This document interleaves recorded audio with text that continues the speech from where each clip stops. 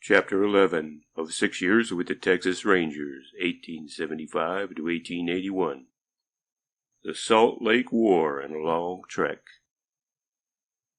At the foot of the Guadalupe Mountains, 100 miles east of El Paso, Texas, are situated several large salt deposits, known as the Salt Lakes.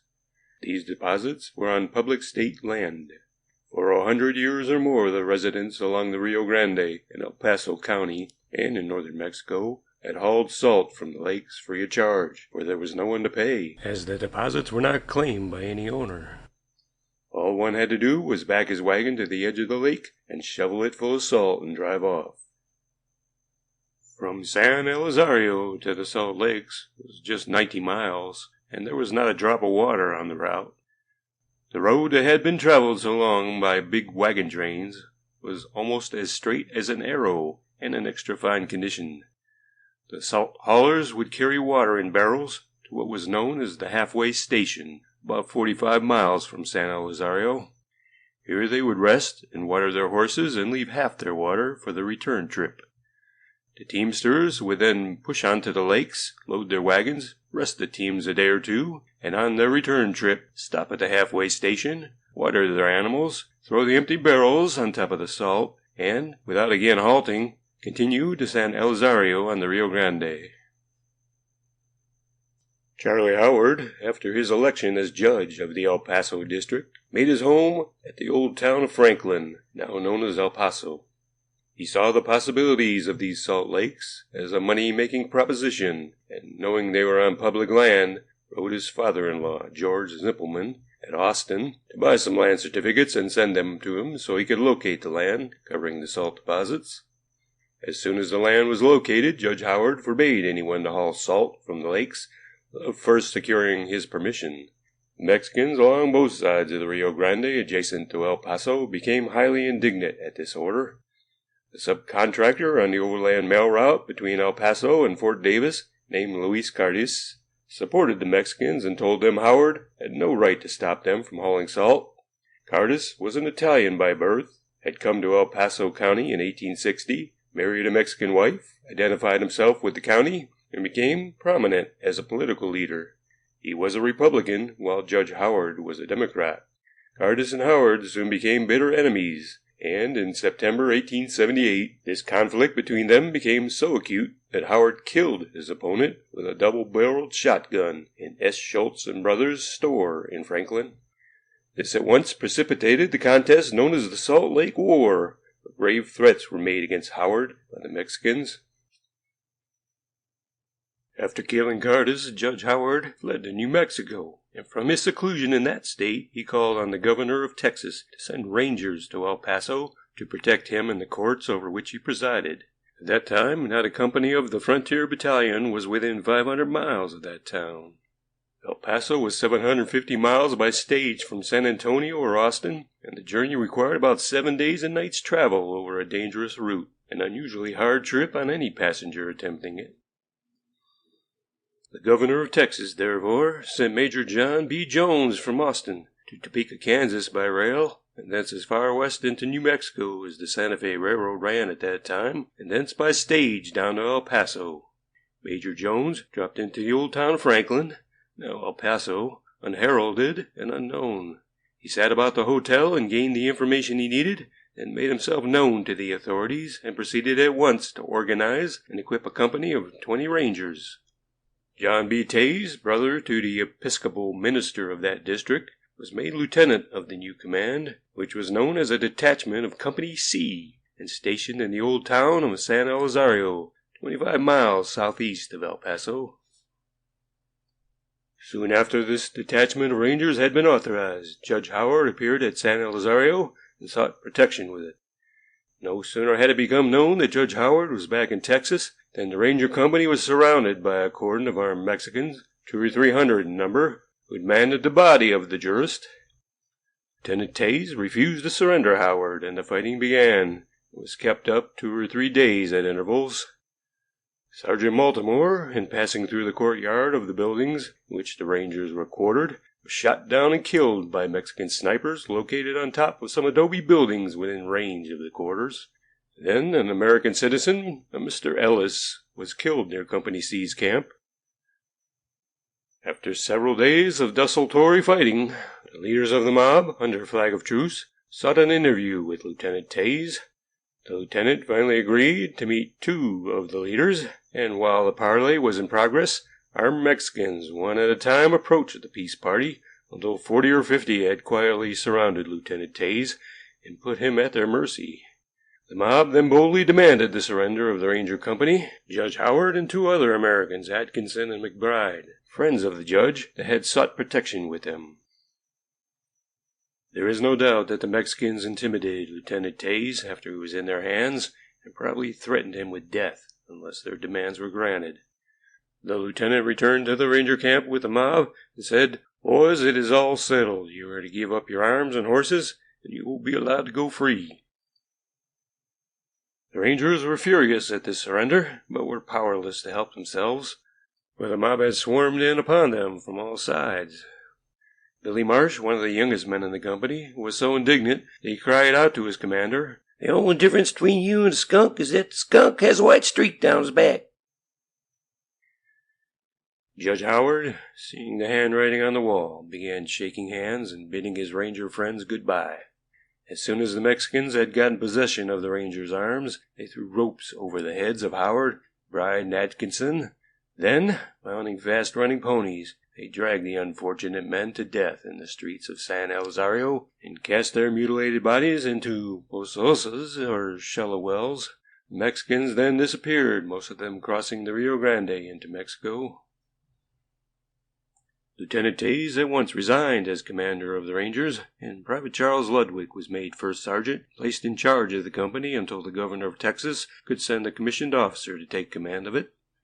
Had Lieutenant Tase held out 24 hours longer, a thing which he could easily have done, he would have escaped the disgrace and mortification of surrendering himself and his company to a mob of Mexicans, for within that time John Ford with a band of New Mexico cowboys swept into the Rio Grande Valley to relieve the besieged Rangers. On learning of the fates of Howard, McBride, Atkinson, Ellis, and Sergeant Baltimore, the rescue party raided up and down the valley from San Elizario to El Paso, and killed several armed Mexicans accused of being part of the mob that had murdered the Americans.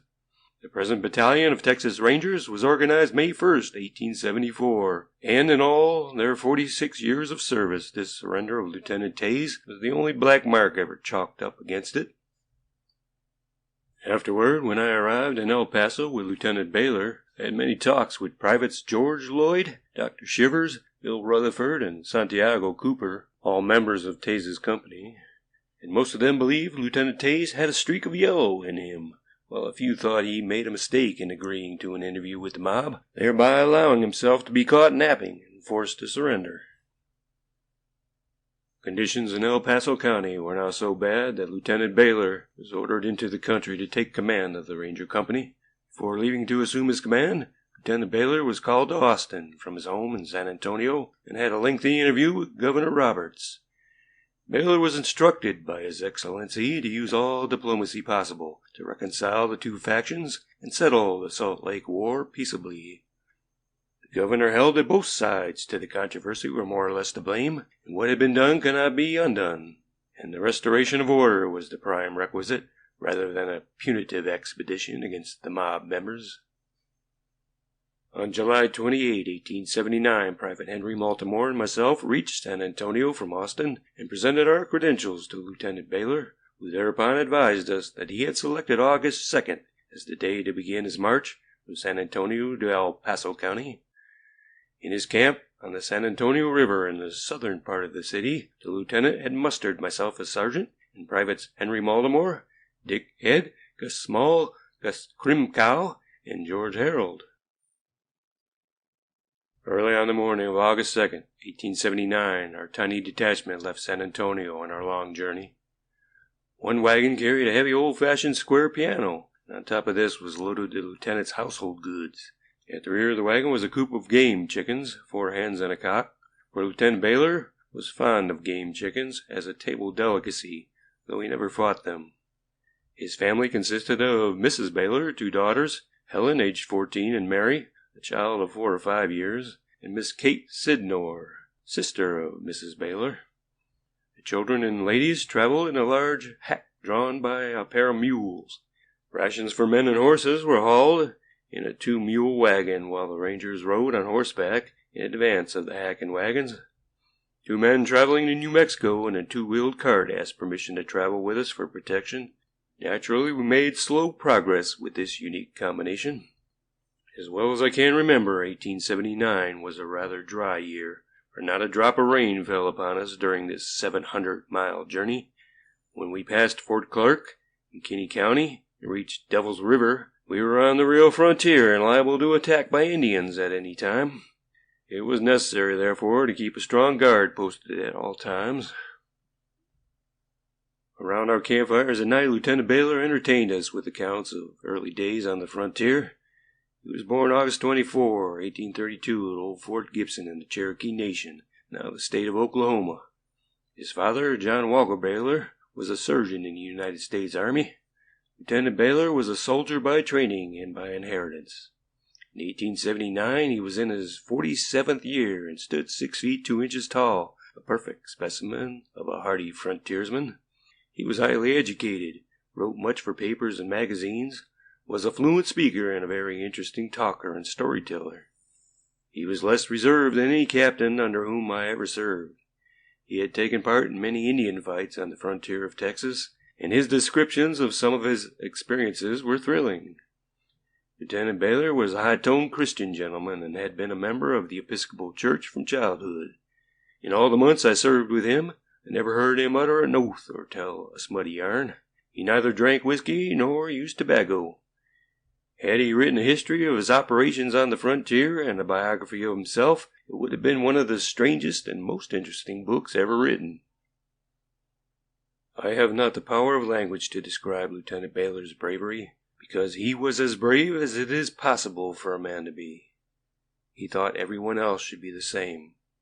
He did not see how a white man could be a coward. Yet in a fierce battle fought with Apache Indians on October 5, 1879, I saw some of his rangers refuse to budge when called upon to charge up a mountainside and assault the redskins concealed above us in some rocks. George Harold, one of the attacking party, said, "Lieutenant, if we charge up that hill over open ground, every one of us will be killed." "Yes, I suppose you are right," declared Baylor, a contemptuous smile on his face. Then, pointing to some Mexicans hidden behind some boulders below us, he added, "You had better go back to them. That is where you belong." Lieutenant Baylor was as tender-hearted as a little child and would listen to any tale of woe. He frequently took men into the service, stood good for their equipment, and often had to pay the bill out of his own pocket. All men looked alike to him, and he would enlist anyone when there was a vacancy in the company. The result was that some of the worst San Simon Valley rustlers got into the command and gave us no end of trouble, nearly causing 1 or 2 killings in our camp. Baylor cared nothing for discipline in the company. He allowed his men to march carelessly. A scout of 10 or 15 men would sometimes be strung out a mile or more on the march. I suppose to one who had commanded a regiment during the Civil War, a detachment of Texas Rangers looked small and insignificant, so he let his men have pretty much their own way. To a man like myself, who had been schooled under such captains as Major Jones, Captain Coldwell, Captain Roberts, and Lieutenant Reynolds, commanders who were always careful of the disposition and conduct of their men, this method of Baylor's seemed suicidal. It just seemed inevitable that we would sometime be taken by surprise and shot to pieces. Another peculiarity of this wonderful man was his indifference to time. He would strike an Indian trail, take his time, and follow it to the jumping-off place. He would say, "There is no use to hurry, boys. We will catch them after a while." For instance, the stage driver and passenger killed in Quitman Canyon, January 1880, had been dead 2 weeks before the lieutenant returned from a scout out in the Guadalupe Mountains.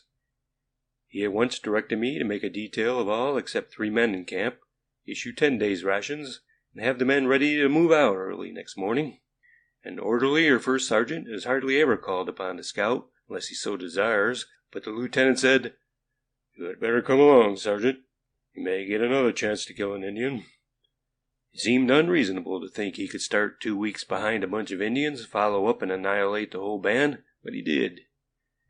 Give Comanches or Kiowas 2 weeks' start, and they would have been in Canada, but the Apaches were slow on a different proposition with which to deal.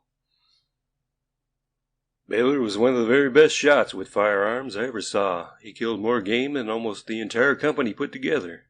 When we first went out to El Paso, he used a Winchester rifle, but after the first Indian fight, he concluded it was too light and discarded it for a Springfield sporting rifle 45-70. He always used what he called rest sticks, that is, 2 sticks about 3 feet long, the size of one's little finger. These were tied together about 4 or 5 inches from one end with a buckskin thong. In shooting, he would squat down, extend the stick's arm's length out in front of him, with the longer ends spread out tripod fashion on the ground. With his gun resting in the fork, he had a perfect rest and could make close shots at long range. The lieutenant always carried these sticks in his hand and used them on his horse as a quirt. In those days, I used to pride myself on my shooting with a Winchester, but I soon found that Lieutenant Baylor had me skinned a mile when it came to killing game at long distance. I never could use rest sticks, for I always forgot them and shot offhand.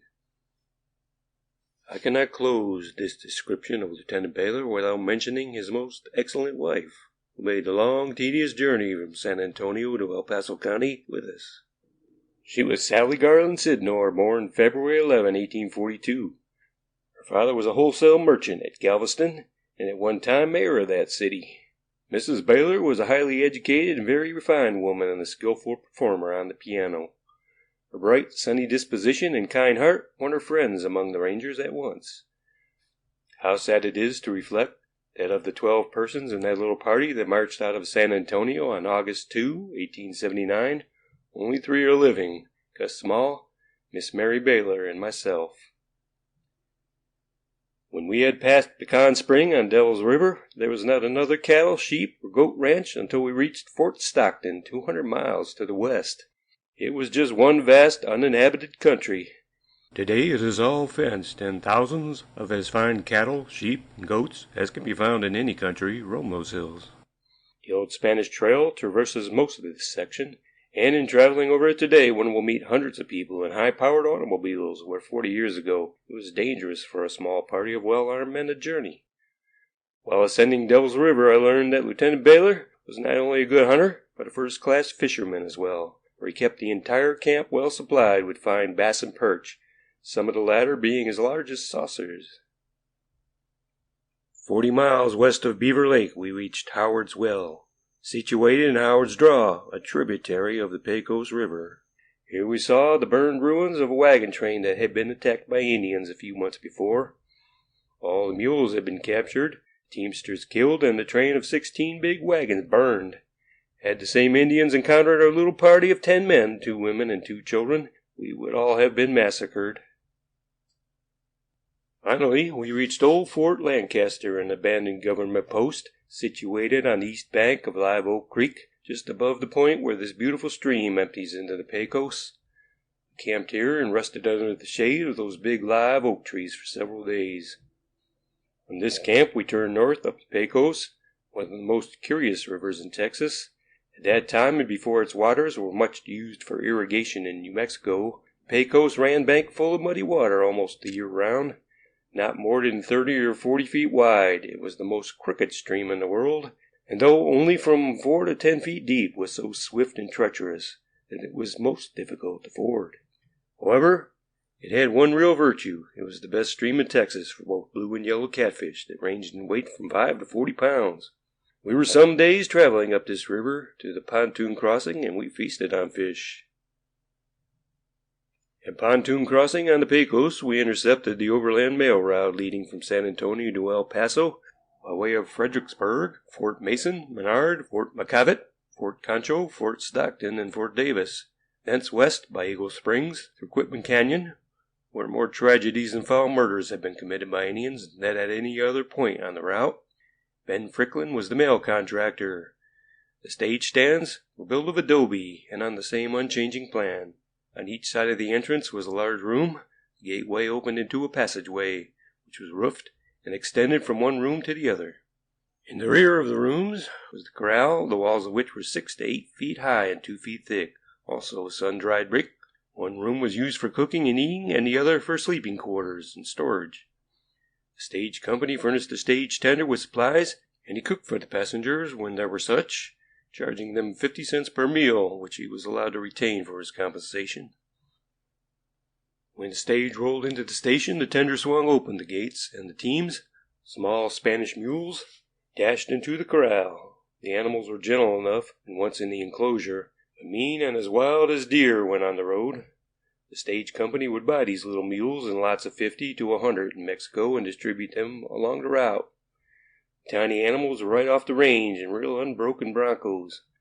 The mules were tied up or tied down as the case might be, and harnessed by force. When they had been hitched to the stagecoach or buckboard, the gates to the corral were opened and the team left on the run. The intelligent mules soon learned all they had to do was run from one station to the next, and could not be stopped between posts no matter what happened. Whenever they saw a wagon or man on horseback approaching along the road, they would shy around the stranger, and the harder the driver held them, the faster they ran. On our way out, our teams were pretty well fagged out, and often Lieutenant Baylor would camp within a few yards of the road. The Spanish stage mules would see our camp and go around us on the run, while their drivers would curse and call us all the vile names they could lay their tongues to for camping in the road. When we camped at a station, it was amusing to me to watch the stage attendants harness those wary little animals. The stage or buckboard was always turned round in the corral and headed toward the next station, and the passengers seated themselves before the mules were hitched. When all was ready and the team harnessed, the driver would give the word. The station keeper threw open the gates, and the stage was off on a dead run. There should be a monument erected to the memory of those old stage drivers somewhere along this overland route, for they were certainly the bravest of the brave. It took a man with lots of nerve and strength to be a stage driver in the Indian days, and many, many of them were killed. The very last year, 1880, that the stage line was kept up, several drivers were killed between Fort Davis and El Paso. Several of these men quit the stage company and joined Lieutenant Baylor's company, and every one of such ex-drivers made excellent rangers. From Pontoon Crossing on the Pecos River, we turned due west and traveled the stage route the remainder of the way to El Paso County. At Fort Stockton, we secured supplies for ourselves and feed for our horses, the first place at which such rations could be secured since leaving Fort Clark. Fort Stockton was a large military post and was quite lively, especially at night, when the saloons and gambling halls were crowded with soldiers and citizen contractors. At Leon Holes, 10 miles west of Fort Stockton, we were delayed a week because of Mrs. Baylor becoming suddenly ill.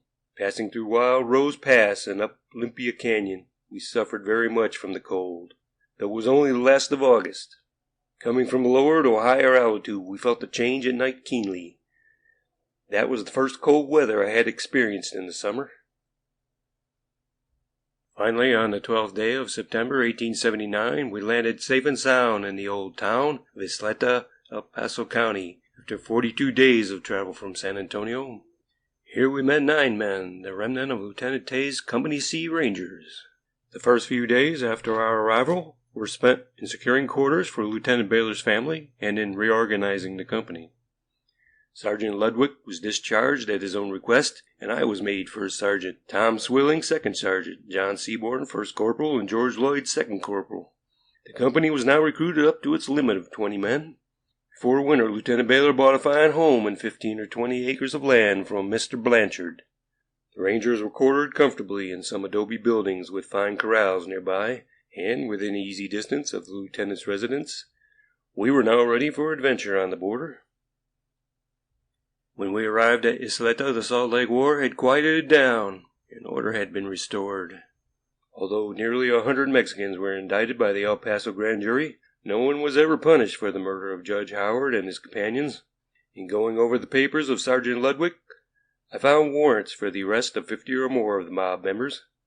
Though most of the murderers had fled to Old Mexico immediately after the killing of the Americans, most of them had returned to the United States and their homes along the Rio Grande. I reported these warrants to Lieutenant Baylor and informed him that, with the assistance of a strong body of rangers, I could probably capture most of the offenders in a swift raid down the valley. The lieutenant declared that he had received instructions from Governor Roberts to exercise extreme care not to precipitate more trouble over Howard's death, and above all things not to incite a race war between the Mexican offenders and the white people of the country. He decided, therefore, we had better not make any move at all in the now dead Salt Lake War, and of course I never again mentioned the matter to him. Though the Salt Lake War was over, new and adventurous action was in store for us, and within less than a month after our arrival on the Slata, we had our first brush with the Apaches, a tribe of Indians I had never before met in battle. End of chapter 11.